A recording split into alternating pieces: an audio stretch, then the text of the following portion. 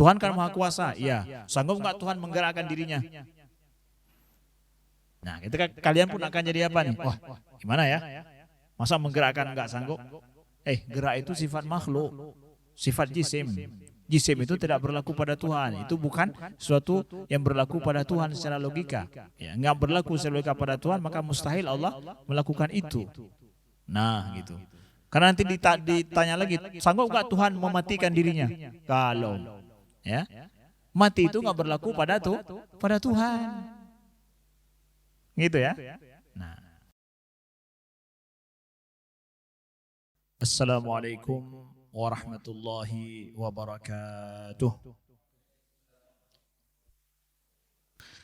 Alhamdulillahi rabbil alamin. Nahmaduhu wa nasta'inuhu wa nastaghfiruhu wa nastahdihi wa na'udzu billahi min syururi anfusina wa min sayyiati a'malina may yahdihillahu fala mudilla lahu wa may yudlil fala hadiyalah. Asyhadu an la ilaha illallah wahdahu la syarika lah wa asyhadu anna Muhammadan abduhu wa rasuluh. Allahumma salli wa sallim wa barik ala sayyidina Muhammadin wa ala alihi wa sahbihi wa sallim. Subhanaka la ilma lana illa ma 'allamtana innaka antal alimul hakim. Allahumma 'allimna ma yanfa'una wanfa'na bima 'allamtana wa zidna ilma. Rabbana innana amanna faghfir lana dhunubana wa qina 'adzaban nar. Rabbana la tuzigh qulubana ba'da idh hadaitana wa hab lana min ladunka rahmah innaka antal wahhab. Amma ba'du. Talabatul ilm yang Allah muliakan, alhamdulillah, syukur kita kepada Allah, kita panjatkan kepada selawat dan salam kepada Rasulullah sallallahu alaihi wasallam, kepada keluarga beliau sekalian, kepada para sahabat, para tabi'in, tabi'in, kepada para ulama mutaqaddimin dan mutakhirin, serta wa man tabi'ahum bi ihsan ila yaumiddin. Alhamdulillah, Allah izinkan kita jumpa kembali melanjutkan majlis ilmu kita, mengkaji dan membaca kitab Al-Luma', buah karya daripada Imam Ahlus Sunnah wal Jamaah, Imam Abu Hasan Al-Asy'ari rahimahullahu ta'ala, wa nafa'anallahu bi'ulumihi fi daraini insyaallah, amin. Dan insyaallah pada hari ini kita melanjutkan diskusi Imam Abu Hasan Al-Asy'ari dalam kitab beliau Al-Luma' ini, masih perbincangan tentang masalah diskusi tentang sifat Allah Subhanahu wa taala, dan Imam Al-Asy'ari meluruskan dan menjawab banyak daripada tuduhan-tuduhan orang Mu'tazilah di masa beliau, ya, tentang penyimpangan-penyimpangan pemahaman seputar sifat-sifat Allah Subhanahu wa taala yang dipahami oleh orang Mu'tazilah sesuai dengan kaidah-kaidah pemikiran yang telah mereka bangun, ya, telah mereka konstruksikan sedari awal.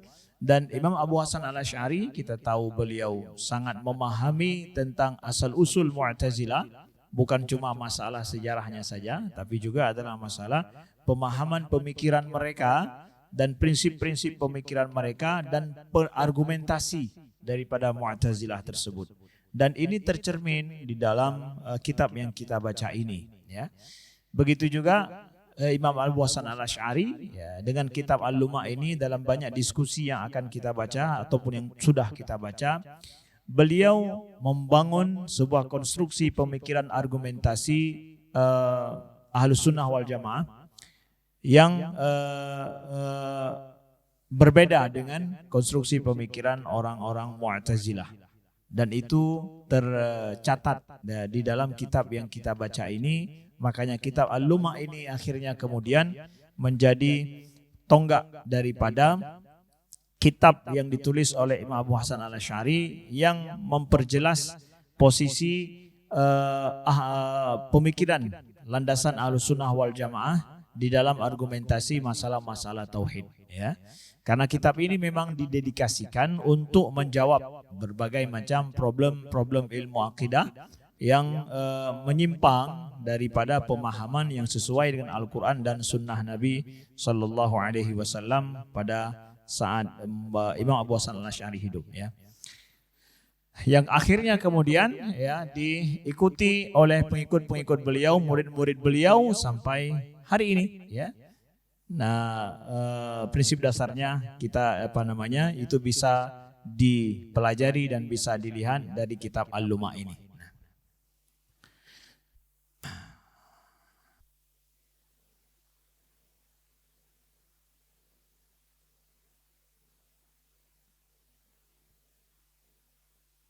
Baik, mari kita lihat pada halaman 151, sama-sama kita memulai pembacaan kitab ini dengan membaca surat Al-Fatihah. Auzubillahiminasyaitonirrajim. Bismillahirrahmanirrahim. Iyyaka na'budu wa iyyaka nasta'in. Amin ya rabbal alamin. Amin amin. Mudah-mudahan Allah berkahi kita, Allah buka pintu kepahaman kepada kita. Ya Allah mudahkan pikiran kita dan hati kita untuk memahami aqwal para ulama yang penuh berkah dan penuh dengan rahasia-rahasia keilmuan yang telah berumur sampai 1000 tahun lebih. Ya, jadi teks yang kita baca ini, pemikiran yang kita baca ini adalah umurnya 1000 tahun lebih. Jadi bayangkan kita memahami perkataan ulama 1000 tahun lebih. Bagaimana? Ya, maka perlu kepada anugerah daripada Allah untuk kita mampu memahami karya-karya mereka. Kita lihat pada syubhah yang dikatakan oleh orang Mu'tazilah. Fa in qala fayajibu binafil adli anhu fi azalihi an yakuna jairan aw ajizan. Ya. Fa in qala di sini adalah fa in qala orang Mu'tazilah, ya. Apabila orang Mu'tazilah, ya, mengatakan bahwa apabila menafikan adl daripada Allah, maka mestilah pada azali, ya, maka mestilah Tuhan itu fi azalihi itu jairan au ajizan. Jair itu apa? Lawan daripada adil, ya. Lawan daripada adil, kesewenang-wenangan, ya. Atau ajizan, atau Tuhan itu ajiz, lemah, tidak berdaya. Nah, itu kata orang Mu'tazilah, ya. Jadi kalau orang Mu'tazilah bilang, kata Imam Abu Hasan Al-Asy'ari, bahwa kalau menafikan adil daripada Allah, maka mestilah Tuhan itu sejak azali itu jair, sewenang-wenang, atau Tuhan itu lemah, tidak berdaya. Itu anggapan orang Mu'tazilah. Jadi mereka membangun pemikiran atau syubhat ini dengan logika qadhiyah syartiyah, ya. Ada disyaratkan kalau begini maka akan begitu. Jadi qadhiyah syartiyahnya. Jadi kita lihat, ya, kenapa ini? Syubhat ini lahirnya dari mana? Kenapa orang Mu'tazilah mengatakan demikian? Ya. Ada yang bawa buku ini? Ya. Kalau yang buku ini dilihat di halaman 151. Ya. Orang Mu'tazilah mengatakan, ya, mereka bahwa berbuat adil bagi Allah itu wajib. Ya, berbuat adil bagi Allah wajib. Sedangkan Ahlussunnah wal Jamaah mengatakan tidak ada yang wajib bagi Allah. Kan begitu? Tidak ada yang wajib bagi Allah. Apa saja yang Allah lakukan bukan sebuah kewajiban, tapi tafaddulan. Itu adalah kemuliaan, anugerah daripada Allah. Logika tidak boleh mewajibkan kepada Tuhan apapun dalam perbuatan Tuhan, perbuatan Allah. Ya.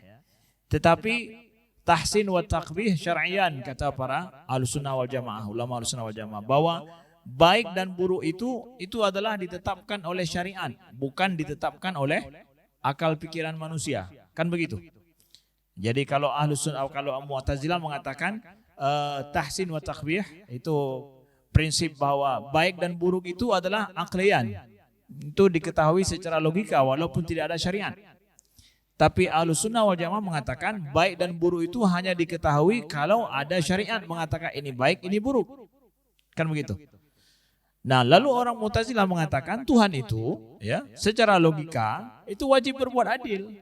Kalau tidak berbuat adil maka Tuhan itu curang. Ya. Ahlussunnah wal Jamaah mengatakan bahwa tidak ada yang wajib walaupun adil bagi Tuhan. Nah, inilah diserang sama orang Mu'tazilah bahwa kalau tidak wajib Tuhan berbuat adil maka Tuhan jair, ya, dianggap curang ataupun sewenang-wenang ataupun ajis sejak azali. Kalau Tuhan tidak wajib adil sejak azali. Begitu ya. Nah, gimana cara dijawab oleh Imam Abu Hasan Al-Asy'ari? Nah, kan ini kan pemikiran kalau seandainya diviralkan, ini bukan saja udah viral zaman dulu ya.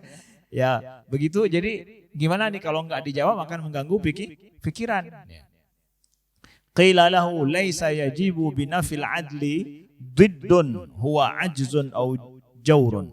Nah, kata Imam Abu Hasan Al-Asy'ari, tidak mesti dengan menafikan adil pada Tuhan maka mesti Tuhan itu akan dianggap jur, ya, atau apa namanya ajiz, ajzon, dianggap lemah ataupun curang atau nauzubillah sewenang-wenang. Menafikan kewajiban adil pada Allah tidak mesti Tuhan itu sewenang-wenang atau ajas. Nah, kita lihat orang Mu'tazilah menghubungkan dua hal, Imam Abu Hasan memutuskan hubungan itu. Tidak harus demikian. Kalau enggak begini mesti begitu. Enggak harus demikian. Nah, li'annahu laisa min jinsin min ajnasil adl illa wa yajuzu an yaf'alahu Allah Ta'ala fina ma'al ajaz. Ya.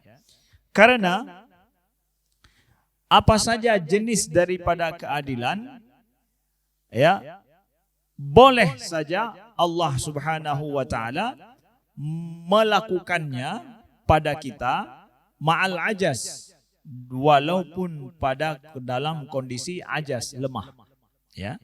Falam yajib binafil adli isbatu diddun huwa ajuzun. Maka tidaklah mesti dengan menafikan adil itu mengisbatkan lawannya, yaitu ajas, kelemahan. Apa maksudnya? Jadi Imam Abu Hasan Al-Asy'ari mengatakan bahwa pada kita manusia, kan berlaku pada kita manusia semua af'alullah kan. Apa yang Allah perbuat itu berlaku pada kita. Pada kita dalam kondisi kita lemah, boleh saja Allah melakukan sesuatu yang adil pada kita. Walaupun kita kondisi lemah, tapi boleh berlaku pada kita sesuatu yang adil diperbuat oleh Allah. Jadi adil dan ajas bisa menyatu, tidak harus dia itu dipertentangkan, diperlawankan. Nah, begitu maksudnya. Nah, jadi kita lihat bagaimana Imam Abu Hasan Al-Asy'ari mengajarkan cara berpikir pada kita. Kalau ada orang yang membuat sebuah sebuah perangkap dalam pemikiran, kalau enggak begini maka kamu akan begini. Jangan kita terperangkap. Aduh, iya ya, gimana ya? Putuskan perangkap itu. Bahwa tidak harus. Memangnya kalau saya enggak mau begini saya harus begitu? Enggak harus. Nah, begitulah istilahnya. Ya. Orang Mu'tazilah menghubungkan kalau Tuhan enggak kamu katakan wajib adil maka Allah itu akan curang. Enggak harus. Ya, enggak harus begitu. Bisa diputuskan hubungannya itu. Tidak mesti pemahamannya akan terperangkap seperti itu. Nah, ini pakai dalam ilmu pemikiran lain-lain juga. Ya. Ada kemarin itu mahasiswa yang tanya sama saya dalam di Unsyah. Gimana tuh Stan kalau seandainya orang bilang ya lebih baik kita nih jahat tapi jujur daripada orang baik tapi munafik. Jahat tapi jujur, orang baik tapi munafik, kan? Gitu. Gimana tuh Ustaz? Itu perangkap. Dia membuat sebuah perangkap pemikiran dengan pikirannya sendiri, lalu kemudian dilemparkan pada orang lain biar orang lain terperangkap dengan pemikiran dia yang belum tentu benar. Saya katakan bahwa memangnya kapan orang baik itu boleh munafik? Bukankah yang munafik itu orang jahat? Kok kamu menghubungkan ada orang baik tapi dia munafik? Sejak kapan orang baik itu diterima sebagai orang munafik? Kan enggak. Kalau munafik pasti jahat dong. Jadi enggak ada hubungan antara baik tapi munafik dengan jahat tapi jujur. Ya, kalau dia jujur ya tidak jahat lah. Justru yang benar adalah orang baik Orang baik itu jujur, orang jahat itu munafik. Ah, itu dia yang benar. Kalau kamu tidak baik dan jujur, maka kamu jahat munafik. Ah, itu betul. Tapi ini diperangkapkan begitu. Begitu kita putuskan hubungan gitu ya. Kalau diperangkapkan kita dua sisi begitu, kita putuskan hubungan. Masa begitu? Ya, kenapa nggak ada pilihan lain? Atau dulu dibilang bahwa mana baik orang pemimpin muslim itu koruptor dengan pemimpin kafir tapi adil ya.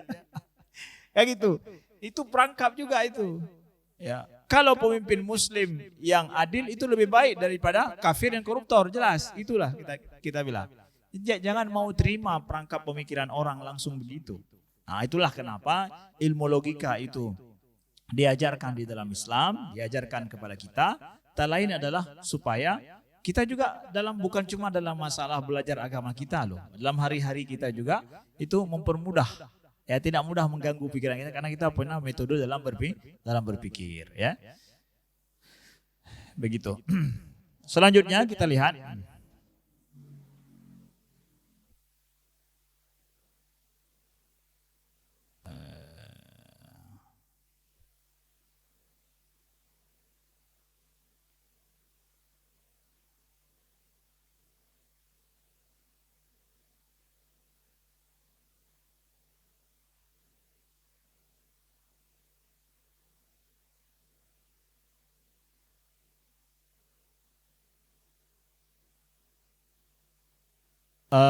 baik.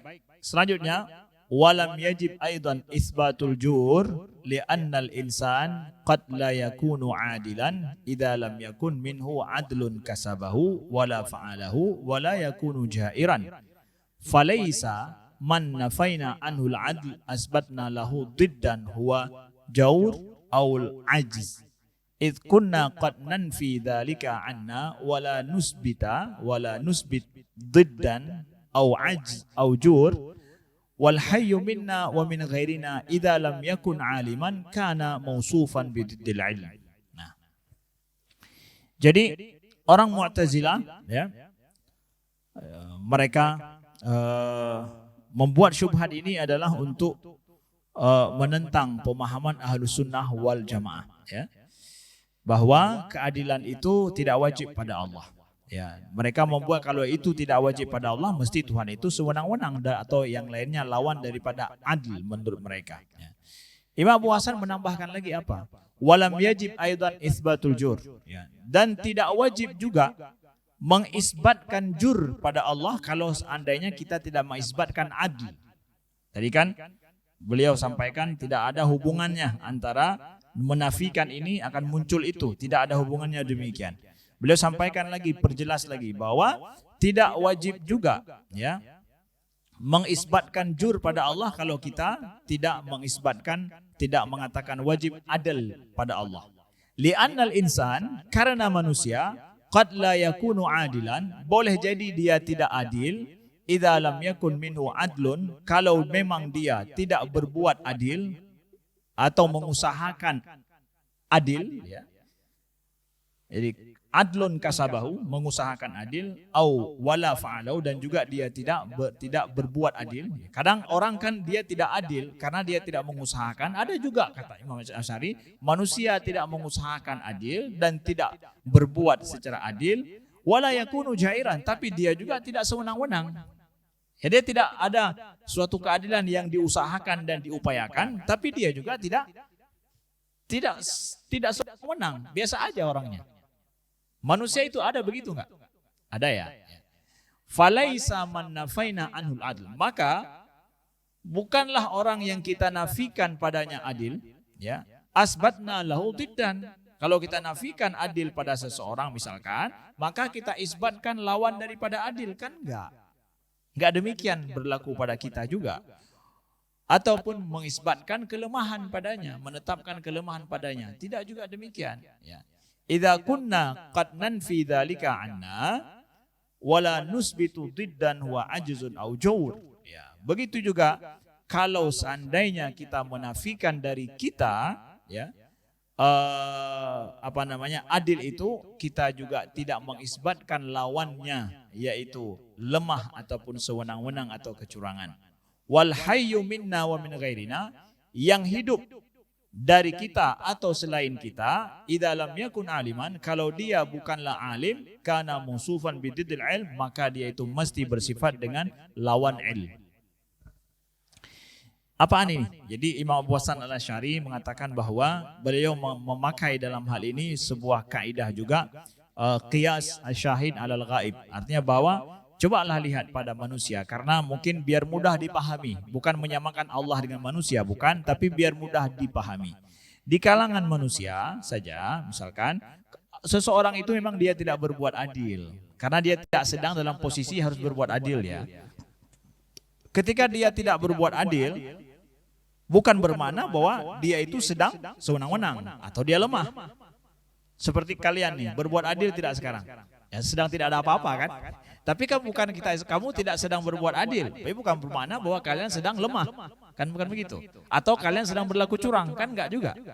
Nah, jadi kalau kita menafikan seseorang berlaku adil, bukan bermakna langsung kita mengisbatkan lawannya, kan begitu? Kata Imam Abu Hasan Al-Asy'ari.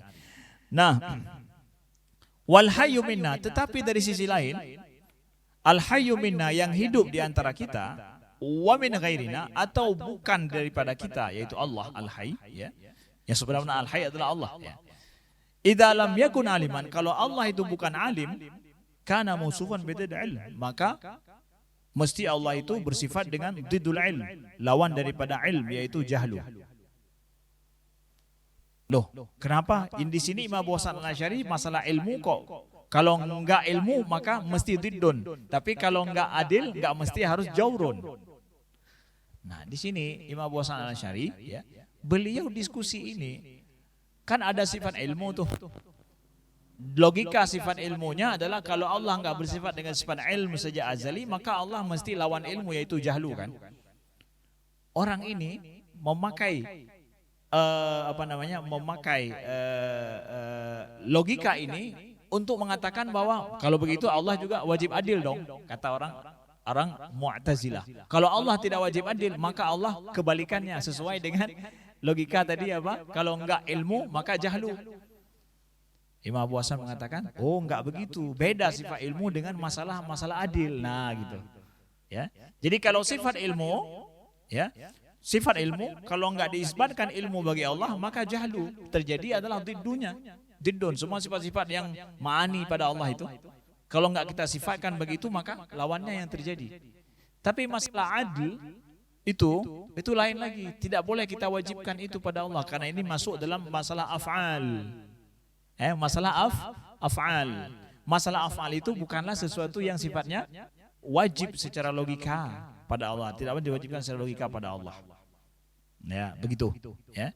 Jadi hubungannya begitu. Jadi ada kalimat terakhir itu kok bisa-bisa ilmu di sini, kenapa? Hubungannya dengan yang sebelumnya.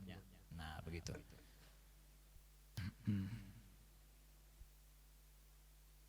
Oke? Ya.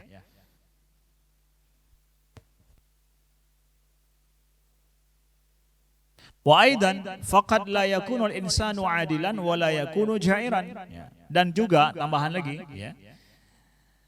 Boleh saja manusia itu dia itu tidak adil dan tidak juga curang atau sewenang-wenang.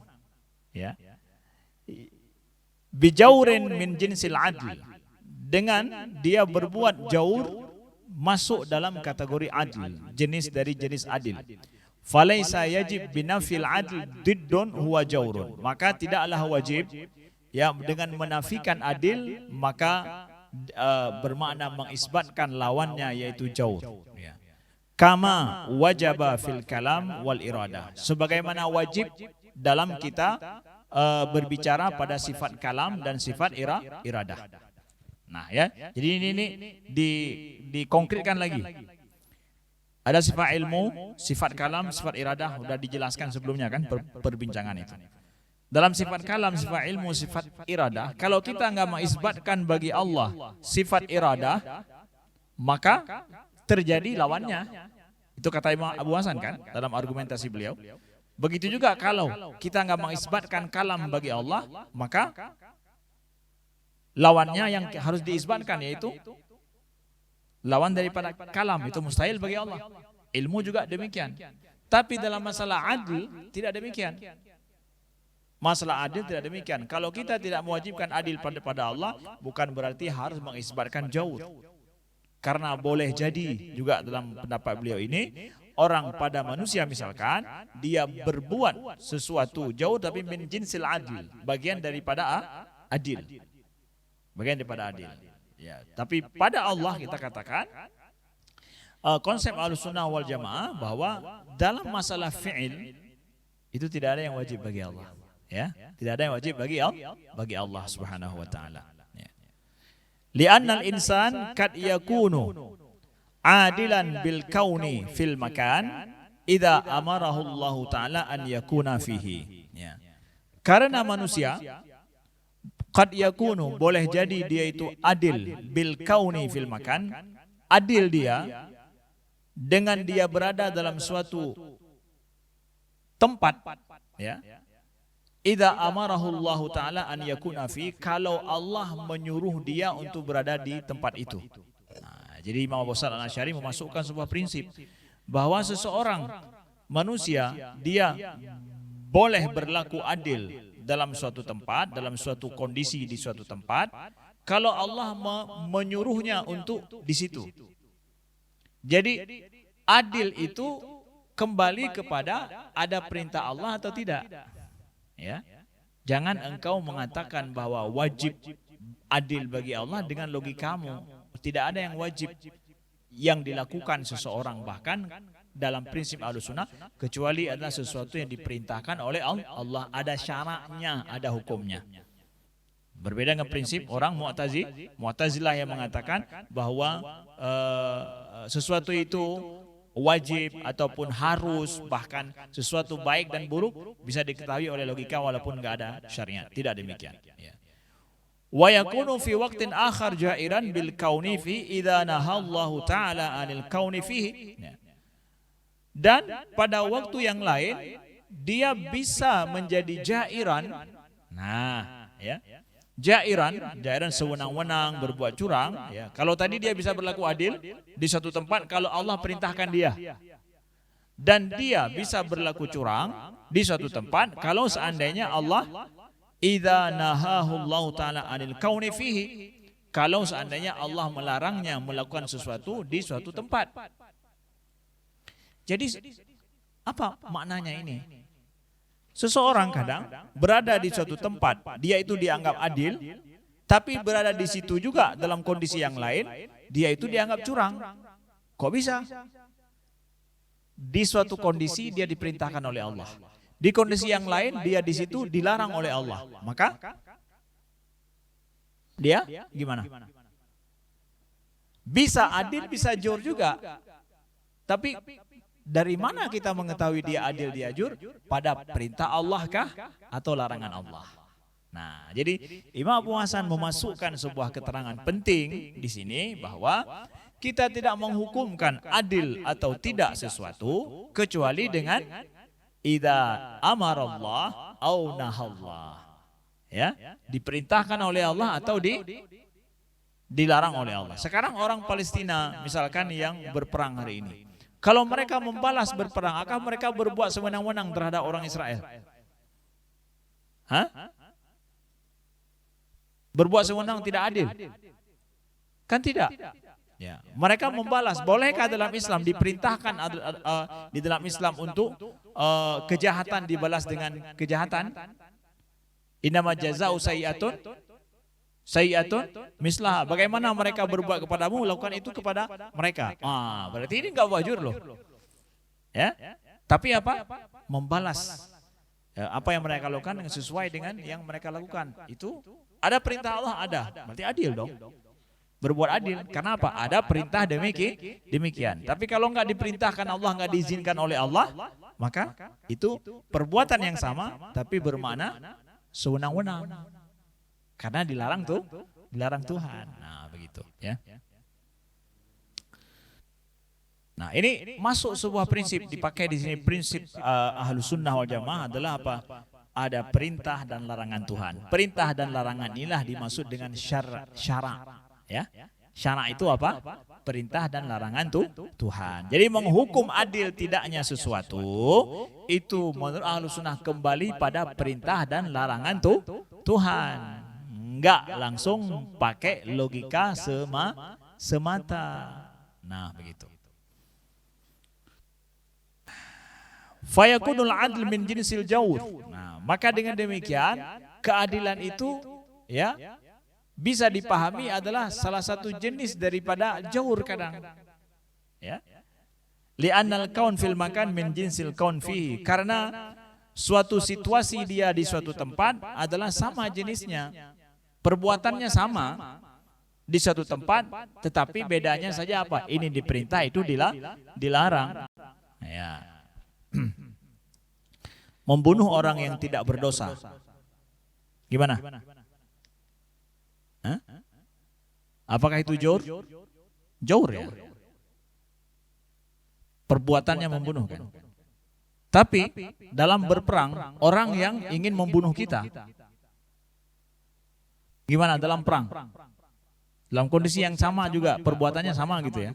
Tapi satu diperintahkan, satu diperbolehkan, satu dilarang. Jadi al-adlu min jinsil jawr. Ya. Ya, begitu maksudnya. Fa in qal ma ankartum idza lam yakun al-bari ta'ala muharrikan fi azali an yakuna musakkinan. Nah, dimasuk dalam apa? Syubhat lain lagi daripada orang Mu'tazilah. Mereka bilang apa? Kenapa kalian mengingkari? Ini orang Mu'tazilah yang ngomong nih ya.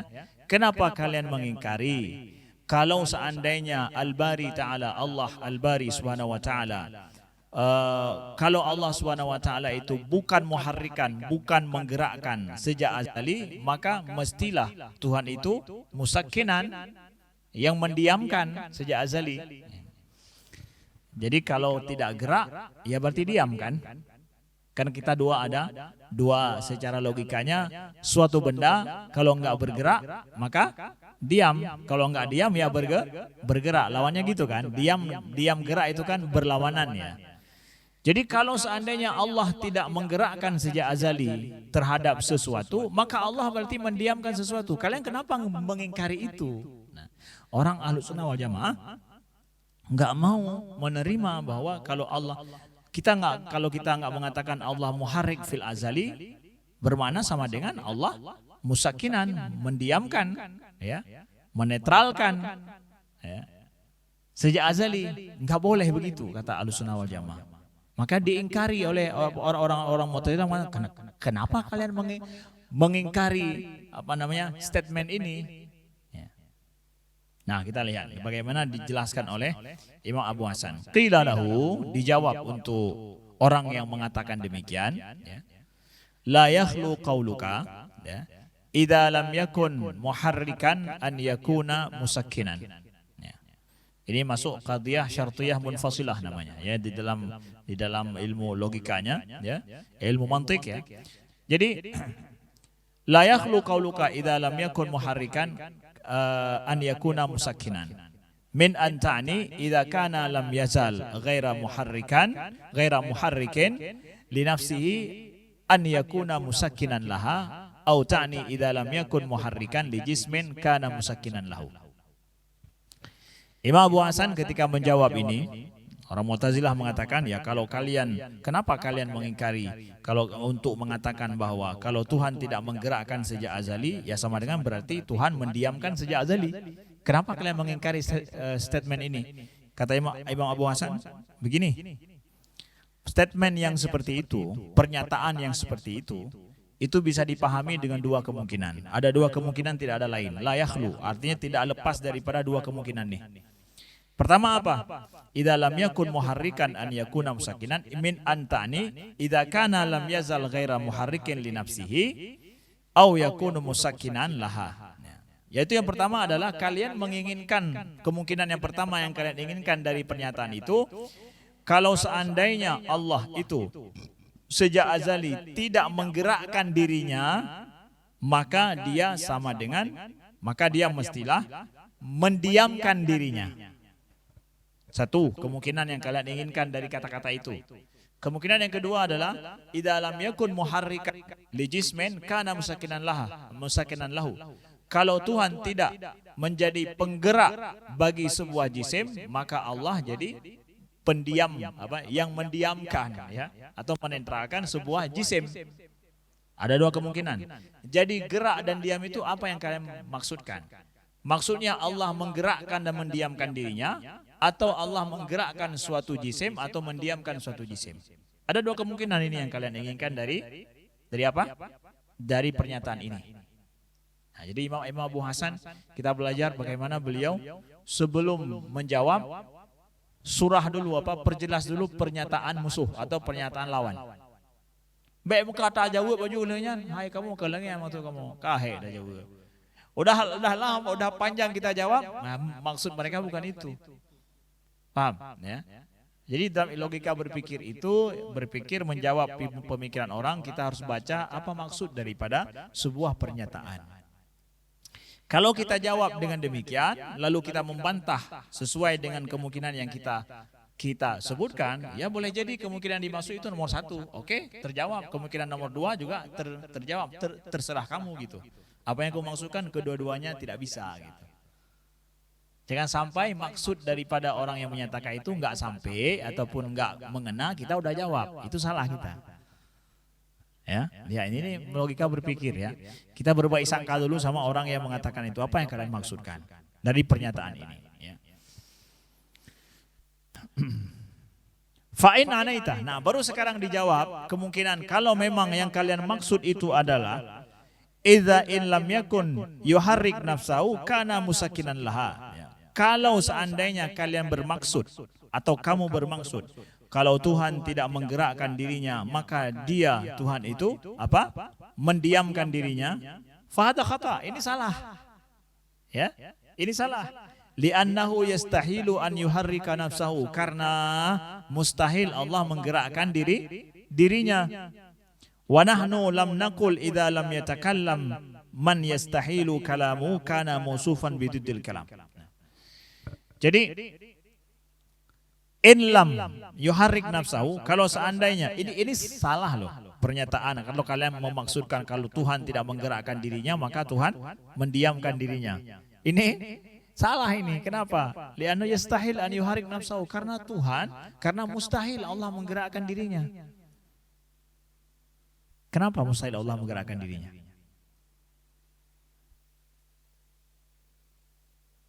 Hah?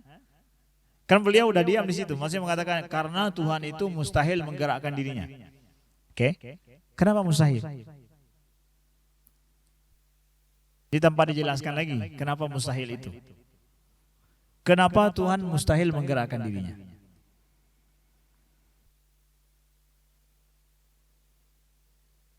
Hah? Ada yang tahu? Yang tahu boleh pulang. Ya.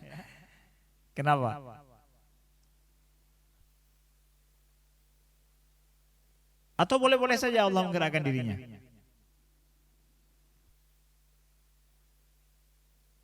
Hah? Ya. Kalau Tuhan menggerakkan dirinya, maka Tuhan jisim. Bagus. Gerak itu adalah merupakan sifat daripada jismon, sedangkan Tuhan bukan jismon. Sesuatu yang mustahil, itu mustahil pada Allah kan? Ya, karena gerak itu nggak berlaku pada Tuhan. Bagaimana? Maka itu mustahil. Ah, itu dia bagus. Kamu udah boleh pulang. Pulang. Ya, gitu kan? Nah, maka nggak perlu dijelaskan lagi. Ya, thalib ilmu dalam masalah akidah ini sudah sangat paham. Ya. Jadi kalau ada yang tanya, kalau Tuhan Maha Kuasa, sanggup nggak Tuhan menggerakkan dirinya? Ya, kan gitu juga kan? Kalau ada yang tanya bahwa Tuhan kan Maha Kuasa, iya. Sanggup nggak Tuhan menggerakkan dirinya? Nah, itu kan kalian pun akan jadi apa nih? Wah, gimana ya?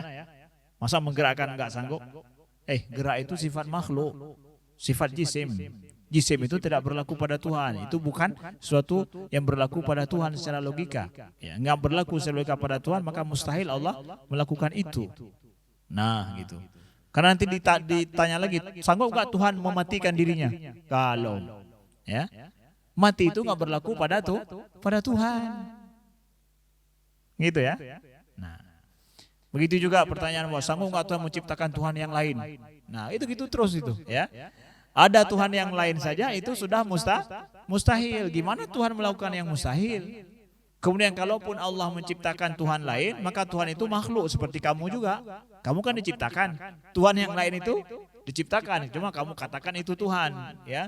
Sebenarnya dia makhluk. Selama diciptakan ya makhluk. Mana ada Tuhan? Tuhan itu enggak diciptakan. Nah, gitulah logikanya. Ya, paham ya? Wa nahnu lam naqul idza lam yatakallam man yastahilu kalamuhu kana mausufan bididdil kalam.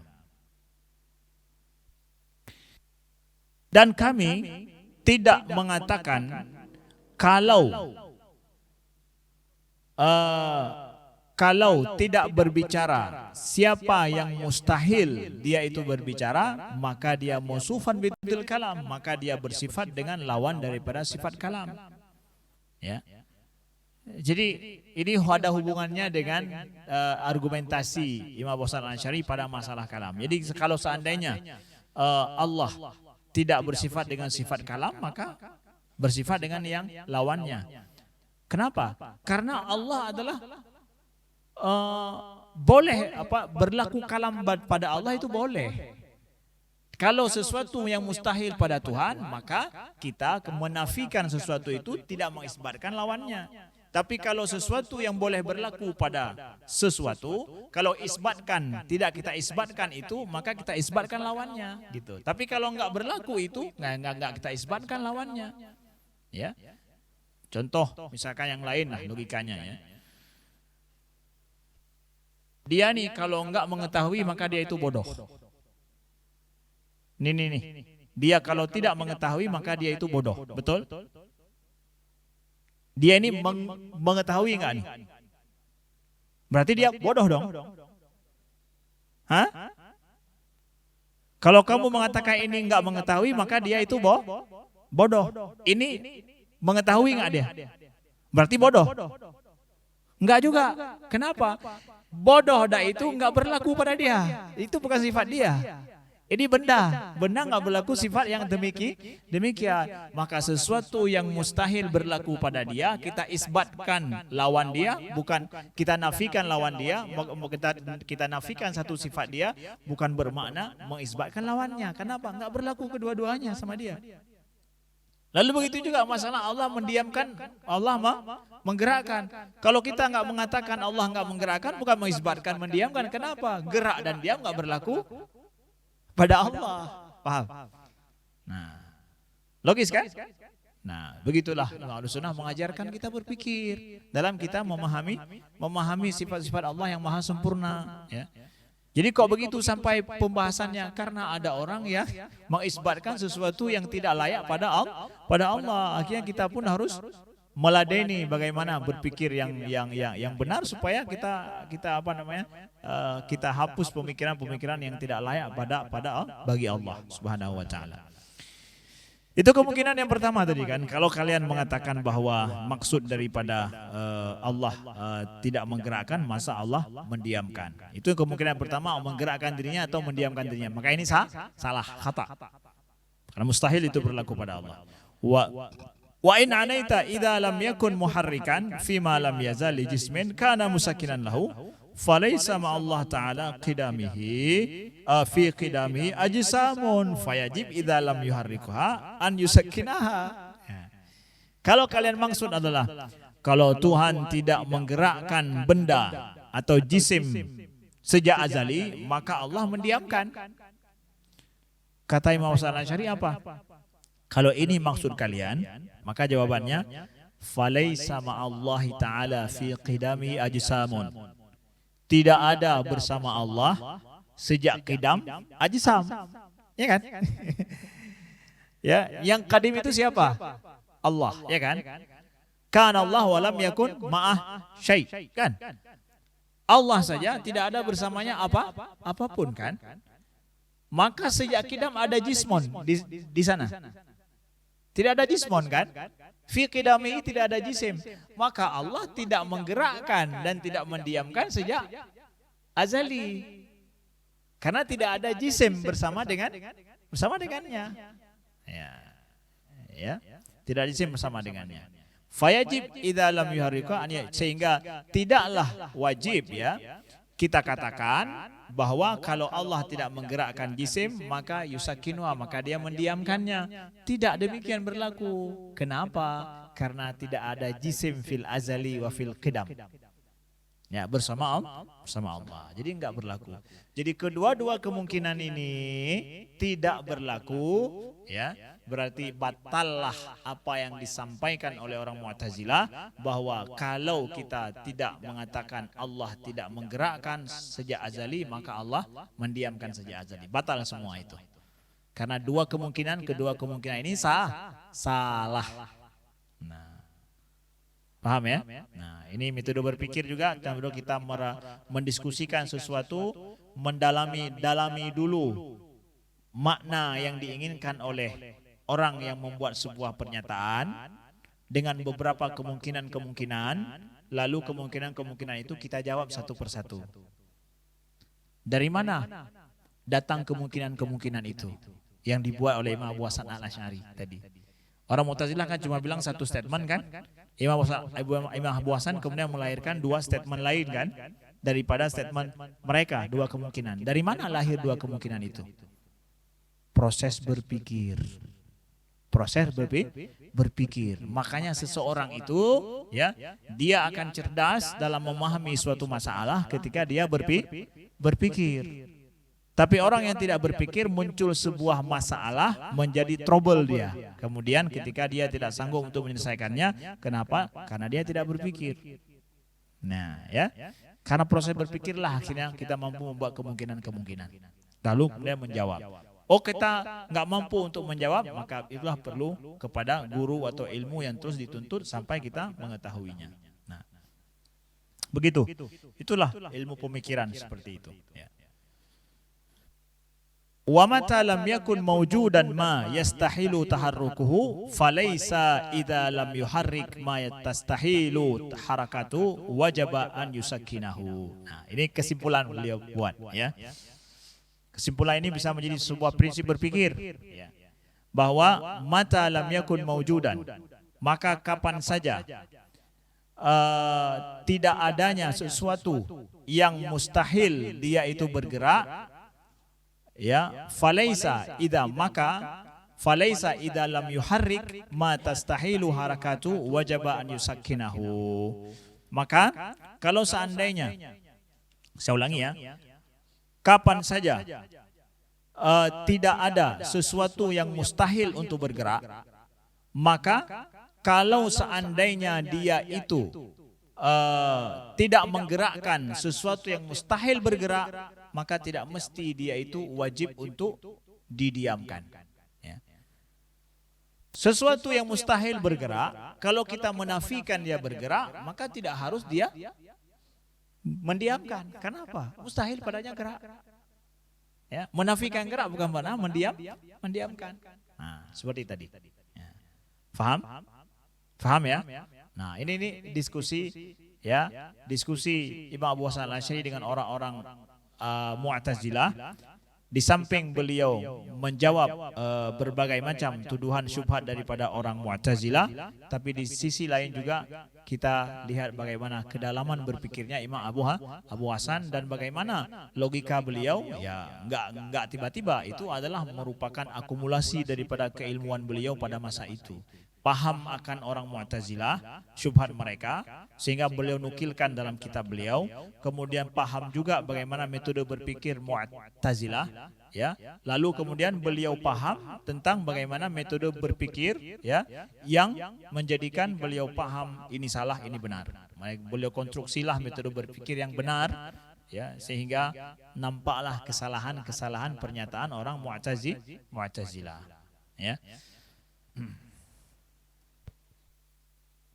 Jadi adanya beda-beda pendapat. Ini kan kita katakan beda pendapat Mu'tazilah dengan Imam Abu Hasan ya. Beda pendapat itu kan sama-sama berpikir. Jadi kok beda pendapat? Kalau sama-sama berpikir kok beda pendapat, Ustaz? Mestinya kan kalau orang berpikir sama-sama berarti akan klop dong. Ya. Enggak. Permasalahannya kita mungkin beda pendapat, sama-sama berpikir juga, tapi pijakan kita beda-beda. Kita prinsip berpikir dan pijakan dan rujukan kita berbeda-beda. Rujukan tidak sama, prinsip yang kita pegang tidak sama, maka pernyataan kita, pemikiran kita, hasilnya juga berbeda gitu. Supaya kalian tahu. Ya. Kalau rujukan kita tidak sama, prinsip berpikir kita juga tidak sama. Seperti orang Mu'tazilah mengatakan bahwa ya Allah wajib melakukan yang baik bagi hamba. Orang Mu'tazilah mengatakan prinsip mereka apa? Tidak ada yang wajib bagi Tuhan. Kamu nggak bisa mewajibkan apa-apa bagi Tuhan. Apa yang dilakukan oleh Allah itu adalah anugerah dan juga adalah semata iradahnya, dan iradah Allah itu baik loh. Tidak ada yang wajib ini, wajib itu pada Allah. Begitu juga bahwa sesuatu yang baik dan buruk itu hukumnya itu kembali kepada syariat, nggak kembali kepada akal semata. Beda prinsip ya. Karena beda prinsip ini, bedalah dalam diskusi, dalam membahas sebuah masalah. Jadi kalau kamu tidak punya sebuah prinsip dasar berpikir, kamu tidak akan mampu untuk meleraikan permasalahan apapun. Ataupun kamu tidak akan punya sebuah sudut pandang. Ya, kalau kita belum belajar memiliki sebuah prinsip berpikir. Nah, begitu.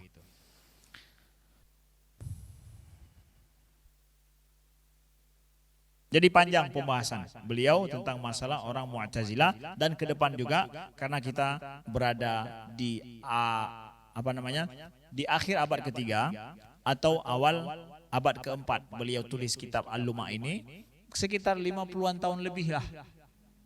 Enggak sampai satu abad setelah terjadinya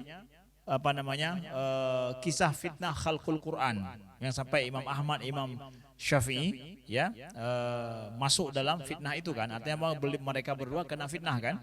Itu gelombang besar fitnah pada masa itu. Masalah khalqul Quran, orang Mu'tazilah ketika mereka masuk, pemikiran mereka dimasukkan pada penguasa.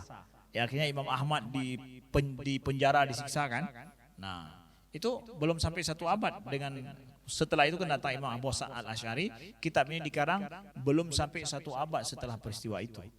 Nah, makanya dibantai semua pemikiran orang Mu'tazilah oleh Imam Abu Hasan Al-Asy'ari.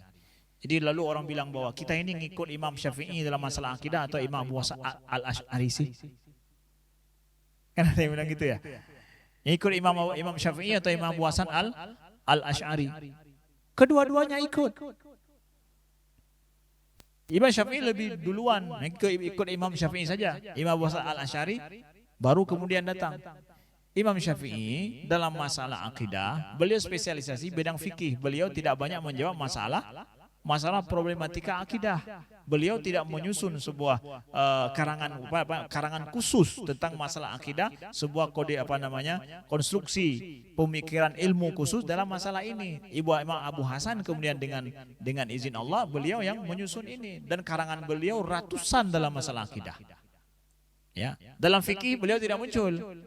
Walaupun ada fikih, bahkan beliau ikut kepada Imam Syafi'i fikih beliau.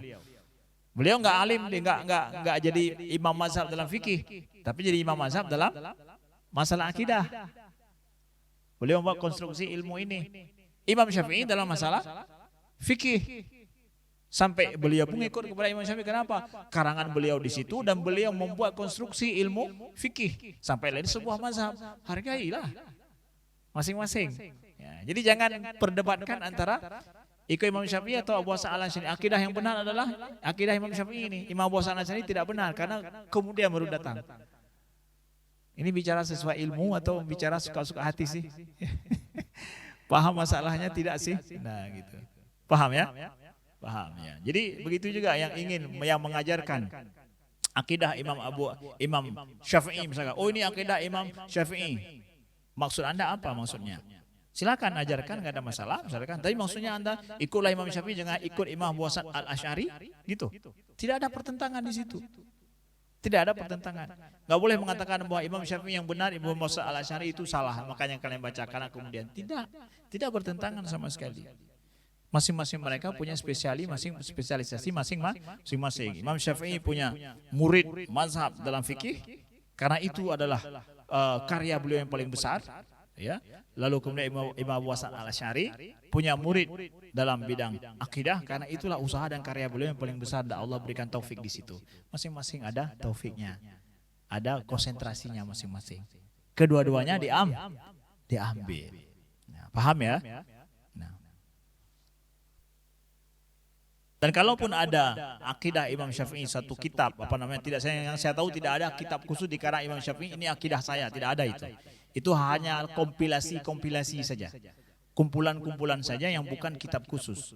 Kalaupun ada misalkan Imam Syafi'i meradun ataupun membantah orang-orang kalam pada masa beliau sebelum Imam Abu Hasan Al-Asy'ari, maka bantahan-bantahan tersebut adalah hanya beberapa problem permasalahan saja, tidak mencakup semua lingkup akidah. Ya, jadi nggak bisa saya pakai Imam Syafi'i saja dalam masalah akidah, nggak bisa juga yang lain nih.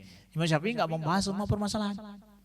Ya, datang imam setelah beliau menyempurnakan, melihat problem yang terjadi, beliau bahas semua masalah. Nah, gitu, ya. Nah.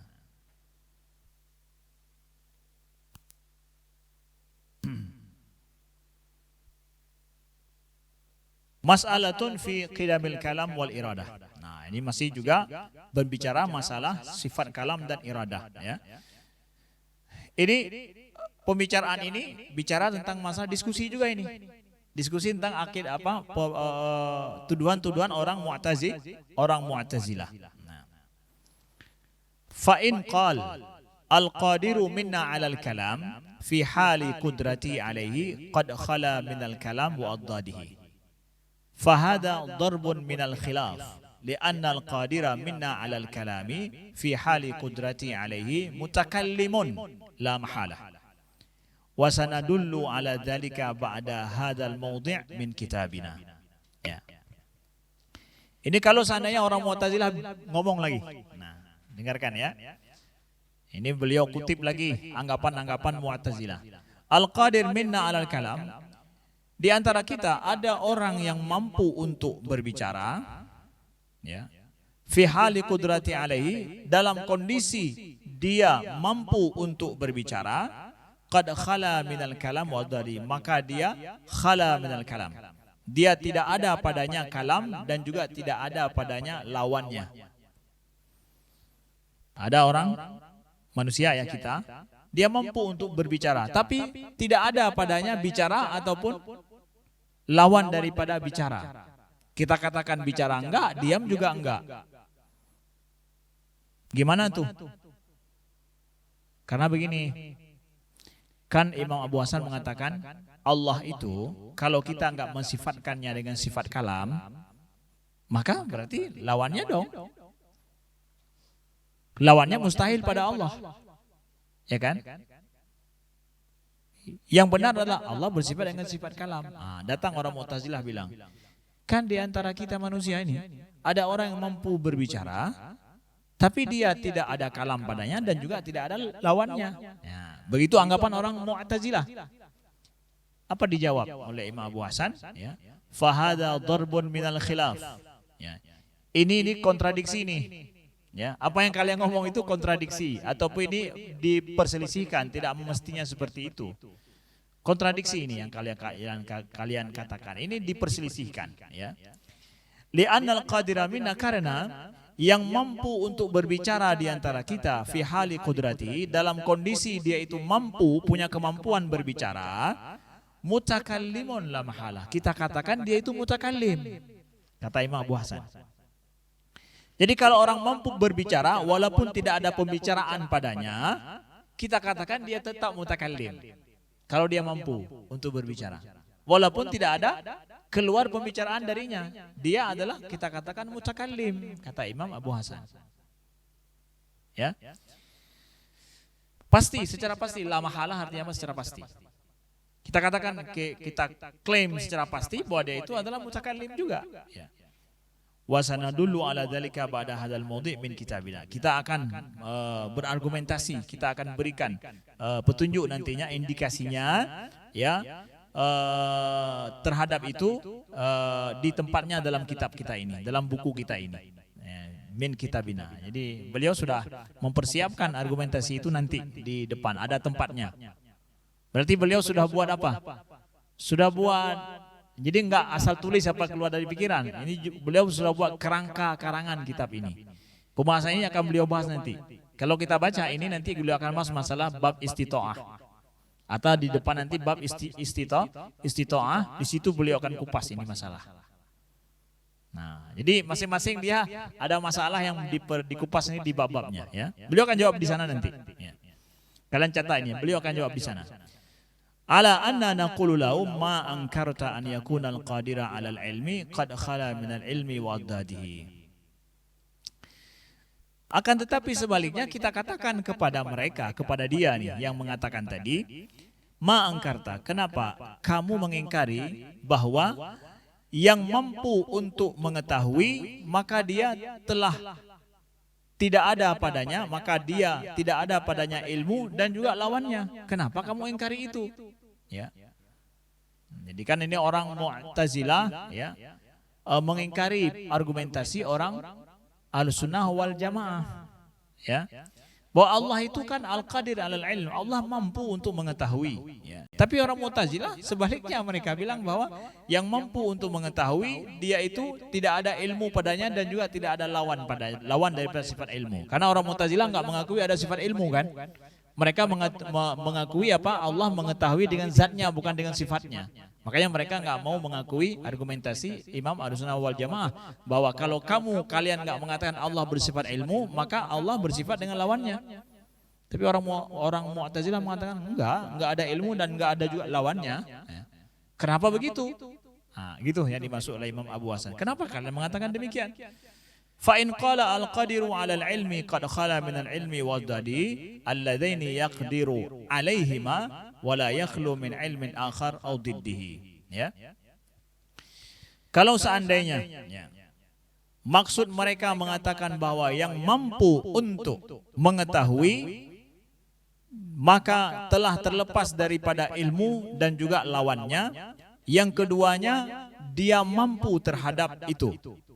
Wala yakhlu min ilmin akhar aw diddihi, tetapi dia tidak terlepas daripada ilmu yang lain dan juga lawannya. Qila lahu faqul, maka dijawab kepadanya apa? Innal qadira 'alal kalam, dijawab kepadanya adalah yang mampu untuk berbicara atau untuk kalam, wa diddihi, dan lawan daripada kalam itu, ya, yakhlu minhuma wa la yakhlu min kalamin akhar aw diddihi wa la yaqdiru alaihima. Ya. Maka yang mampu, dijawab kepadanya yang mampu untuk kalam ataupun lawannya yang dia kedua-duanya punya kemampuan itu yakhlu minhuma, maka dia terlepas dari keduanya. Wala yakhlu min kalamin akhar, tetapi dia tidak terlepas dari kalam yang lain atau lawannya yang dia tidak mampu terhadapnya. Gimana itu? Imam Abu Hasan sedang mencoba menjawab dengan mendobrak pemikiran. Ya, atau dengan membanting pemikiran mereka sendiri. Jadi masalah ilmu dijawab dengan kalam. Ya. Dengan menampakkan dua sisi kontradiksi orang Mu'tazilah dalam mereka berpikir. Adanya kontradiksi antara pemahaman mereka tentang masalah ilmu Allah dan pemahaman mereka tentang kalamullah, pemahaman mereka tentang sifat Allah. Ya. Ini yang perlu kalian pahami dari sini. Jadi Imam Abu Hasan sangat piawi beliau di dalam memahami alur berpikir orang Mu'tazilah. Ya, jadi akhirnya dengan jawaban ini mereka paradoks sendiri. Ya. Paradoks sendiri, tidak berkutik sendiri karena apa? Jalur pemikiran mereka tidak lurus.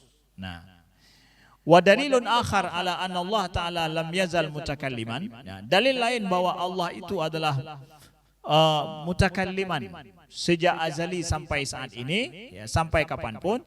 Anal kalama la yakhlu an yakuna qadiman aw hadisan. Nah, ini Imam Abu Hasan membuat dalil lain lagi tentang masalah Allah itu mutakallim fil azal, fil qidam. Sejak qidam Allah itu mutakallim. Apa itu? Anal kalam la yakhlu, bahwa kalam itu tidak terlepas dari dua. qadim atau hadis. Qadim artinya apa? La awwala lahu, sejak awal Allah itu mutakallim. Au hadis artinya Allah baru kemudian Allah bersifat kalam. Ada dua kemungkinan kan? Yang mana ini? Fa in kana muhdatsan lam yakhlu an yuhdisahu fi nafsihi au qa'iman bi nafsihi au fi ghairihi. Kalau dikatakan kemungkinan pertama, Allah itu adalah kalam, Allah itu hadis, baru ada kemudian, dulunya Allah tidak bersifat kalam, maka muncul tiga kemungkinan lain. Apa itu?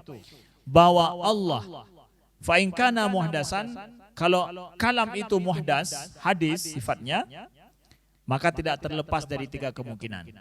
Allah menjadikan kalam itu baharu pada dirinya, atau bersama dengan dirinya, atau pada yang lain. Tiga kemungkinan. Ya. Satu, yastahilu, mustahil Allah menjadikan pada dirinya yang hadis, kalam yang hadis itu, li'annahu laisa bimahallin lil hawadis. Karena Allah bukanlah mahal bagi hawadis, hal-hal yang baharu. Kita tahu bahwa zat Allah itu tidak baharu dan juga bukan mahal terhadap yang baharu. Mahal itu apa Ustaz? Mahal itu dasarnya seperti ini, makna mahal. Kalian bisa membayangkan warna dan materi enggak? Ya, dinding ini dengan warna. Dinding warna-warna kan? Kalau kita ambil warna ini pisahkan dari dinding ini bisa. Dalam logika kita bisa kita pisahkan. Tapi warna itu nggak bisa berdiri sendiri dia. Mesti warna itu perlu kepada, itulah mahal namanya. Dinding itu mahal bagi warna. Itu mana mahal dalam. Jadi mahal itu bukan tempat. Kalau tempat itu hanya sifatnya materi saja. Makan namanya. Tempat yang untuk materi dan perlu pada space itu namanya tempat makan. Tapi kalau mahal, dia adalah konsep tempat tapi bukan materi. Dan tidak perlu bukan sesuatu yang berada dalam ruang.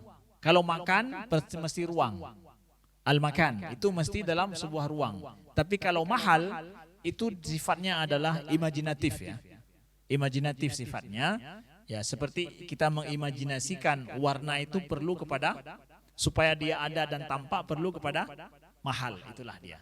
Nah, jadi Allah itu juga kita katakan bahwa ya, bukanlah mahal lil hawadis. Kalau ada yang hadis, Allah itu bukanlah mahal bagi hawadis itu. Ya, jadi kalau begitu kalam Allah tidak bisa bersifat hadis. Kenapa?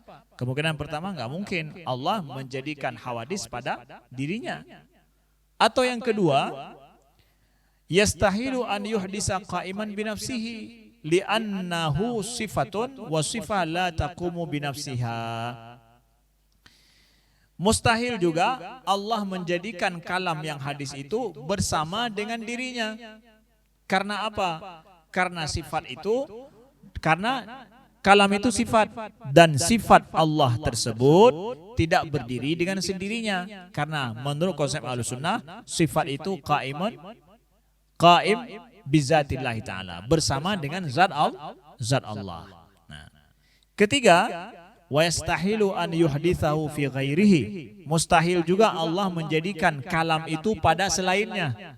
Ya, li'annahu law ahdatsahu fi ghairihi lawajaba an yashtaqqa lidzalikal jism alladhi fihi al-kalam min akhasi awsafil kalam allazim lahu li nafsihi ismun wal jumlah allatil mahal minha al-ismun. Karena kalau Allah menjadikan sifat kalam pada selainnya, ya, maka mestilah an yashtaqqa. Yashtaqqa di sini bermakna bahwa lawajaba an yushtaqqa lidzalikal jism alladhi fil kalam min akhasi awsafil kalam allazim lahu li nafsihi. Maka akan apa? Akan diambillah pada jisim itu sifat-sifat khusus yang berlaku pada sifat kalam. Apa itu? Ismun. Walil jumlah alatil mahal minha ism. Jadi Sifat kalam, kalau seandainya Allah menjadikan sifat kalam pada selainnya, berarti pada jisim tertentu, maka sifat khusus daripada sifat kalam itu akan diambil daripada jisim itu, jismon itu. Dan kalam itu selaku sifat, itu hanya ada sifat aslinya itu, dan sifat-sifat dia hanya ada berlaku pada Allah, tidak boleh berlaku pada jisim. Fa in kana akhasu awsafil kalam annahu kalam wajaba an yakuna dzalikal jismu mutakalliman. Kalau sifat khusus daripada sifat kalam itu adalah kalam, maka mestilah jisim itu disebut mutakallim. Ya. Kalau Allah jadikan sifat kalam pada sebuah jisim, maka jisim itu akan kita katakan dia mutakallim. Ya. Wa in kana akhasu awsafi annahu amrun, kalau seandainya sifat khusus daripada kalam itu adalah perintah, karena kan Allah memerintahkan amrun wa nahyun, itu kan dari kalam kan. Jadi kalau begitu, sifat yang Allah menjadikan kalam jisim yang Allah menjadikan kalam padanya, wajaba an yakuna dzalikal jismu amiran. Jadi kita katakan jisim itu juga sebagai amir yang memerintahkan.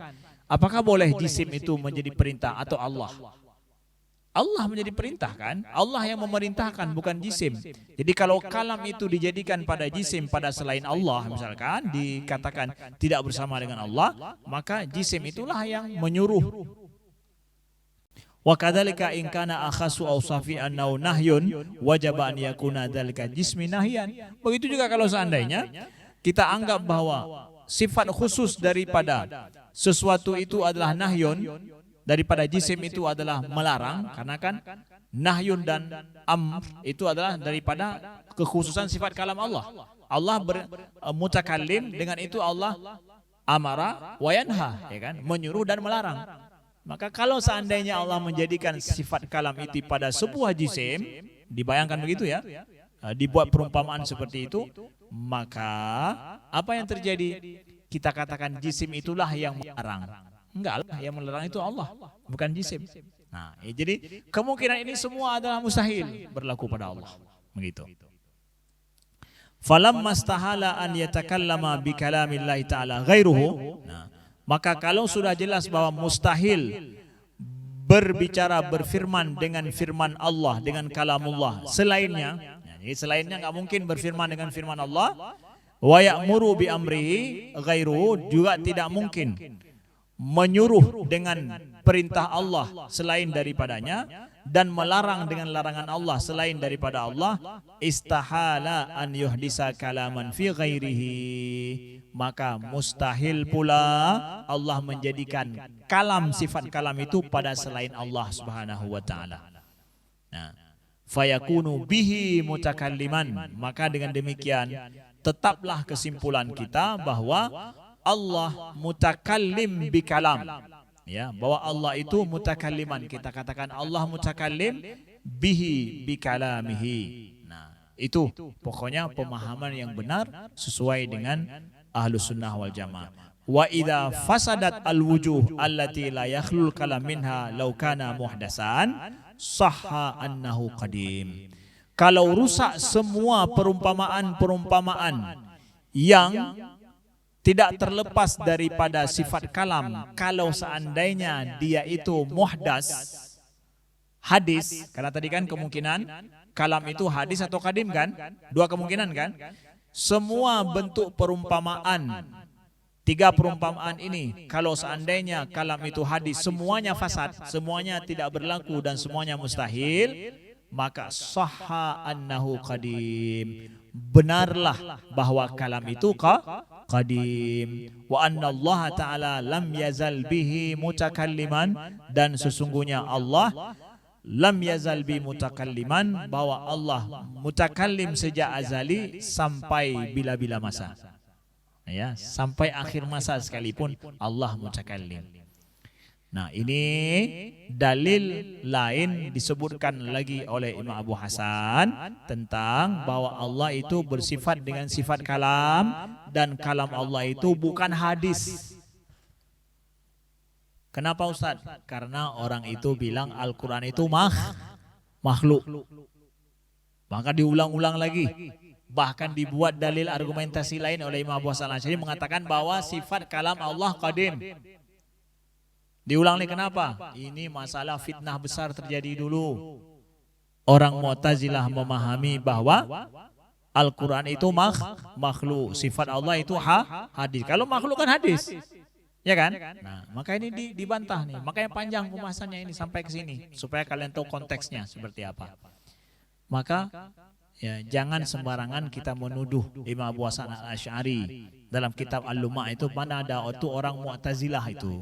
Kisi-kisi Mu'tazilah. Hai, di dalam Al-Lumah ini beliau membantai orang Mu'tazilah. Kok kamu nuduh Imam Abu Hasan Al-Asy'ari itu Mu'tazili dalam kitab Al-Lumah beliau? Kan aneh kan? Ya enggak? Kan kalau sudah belajar begini kan kita paham. Ya, yang juga yang selama ini menuduh Imam Abu Hasan itu adalah i'tizali, beliau ini dalam kitab ini baru keluar dari Mu'tazilah nih, maka mengarang kitab ini gitu. Beliau membantai pemikiran orang Mu'tazilah di sini. Kenapa dikatakan orang beliau i'tizali? Jadi saya aneh kalau ada orang yang masih ya beranggapan demikian, menuduh yang bukan-bukan, dan saya yakin mereka nggak pernah membaca di A sampai akhir kitab Al-Lumah ini. Ya. Nah.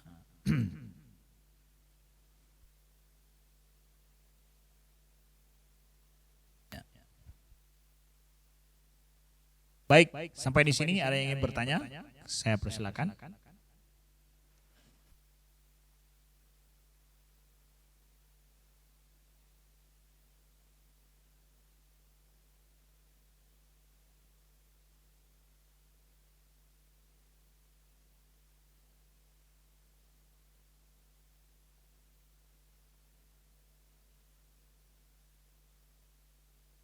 Ada? Ya.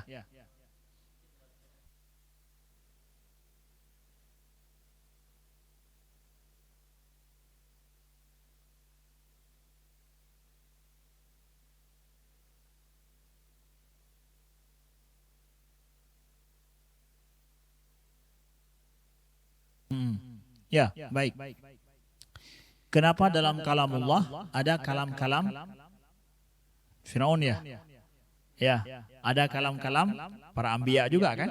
Anbiya ada orang baik, ada orang jahat. Nah, dari sini kita lihat bahwa Allah Maha Jujur kan? Ya. Bahwa Al-Quran pertama Allah Maha mengetahui. Dari situ juga kita memahami bahwa kalamullah itu ya bahwa Allah mendengar semua yang diucapkan oleh hambanya, baik hamba yang baik atau hamba yang jahat ya. Dan di situ kita paham betapa bahwa Allah itu betul-betul yang mengawasi semua kehidupan hambanya mulai dari awal sampai akhir. Sampai hari ini kita juga ya, kita juga yang Allah akan sampaikan nanti kepada kita pada hari kiamat. Ya, kamu pernah bilang begini kan? Bilang gitu kan? Fir'aun itu disampaikan pada kita dalam Al-Quran bahwa Fir'aun bilang begini loh, ya. Qala ana rabbukumul a'la kan? Ya. Kan dia bilang begitu kan? Nah, jadi Allah kenapa mengatakan ada kalam-kalam orang Fir'aun di situ, ya? Allah menyampaikan adanya kalam manusia di situ, ya. Kalam manusia. Begitu juga kalam daripada orang-orang Yahudi, orang-orang Nasrani, ya. Allah sampaikan kepada kita bahwa disampaikan ini adalah untuk manusia itu sendiri, bukan untuk Allah. Jadi kalam Fir'aun itu kalam siapa? Kapan kita tahu itu kalam Fir'aun? Hah? Nah, setelah ada wahyu Allah kan, kalau nggak ada kalam Allah kita tahu itu kalam Fir'aun. Dan Allah mengatakan kalau itu kalam Fir'aun kan. Yang salah kalau Allah memfirmankan sesuatu tanpa kasih tahu kepada kita, oh ternyata itu kalam Fir'aun. Kenapa nggak dibilang sama kita? Itu yang salah. Itu yang salah. Kalau kamu mempertanyakan kok di situ ada kalam manusia, Allah sampaikan di antara manusia ada yang mengatakan begini. Di antara manusia Allah sampaikan secara jujur kan? Ya.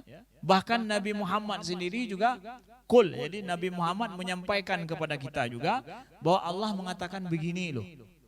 Ketika Allah memerintahkan Nabi Muhammad juga, Nabi Muhammad mengatakan juga kul juga gitu. Ya. Yas'alunaka 'anil mahid. Qul huwa adza. Qul itu perintah Allah kepada siapa? Hah? Kepada siapa? Nabi Muhammad kan? Katakan wahai Muhammad. Nah, padahal Nabi Muhammad bisa aja membacakan. Ya, mereka menanyakan kepada kamu tentang masalah haid. Huwa adza. Qul itu perintah untuk saya, gitu. Untuk apa saya katakan lagi? Enggak, itu begitu saya dengar Allah katakan qul huwa adza, katakan dia itu adza. Qul itu siapa? Nabi Muhammad pada. Itu kan perintah kepada Nabi Muhammad kan? Nabi Muhammad menukilkan kita karena itu firman Allah kepada beliau.